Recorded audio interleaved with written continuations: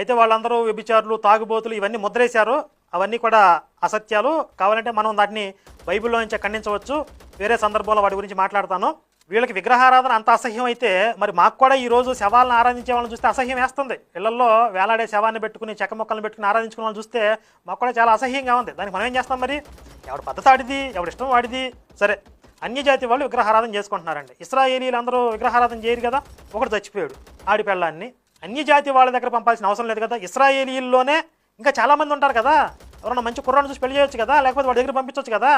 ఆ కుటుంబంలో వాళ్ళే, ఆ కుటుంబంలో ఆ చనిపోయిన వాడి సహోదరుడే పడుకోవాలి అని ఎందుకు పెట్టాడండి? దానికి వీడు చెప్పే కారణం ఏంటి?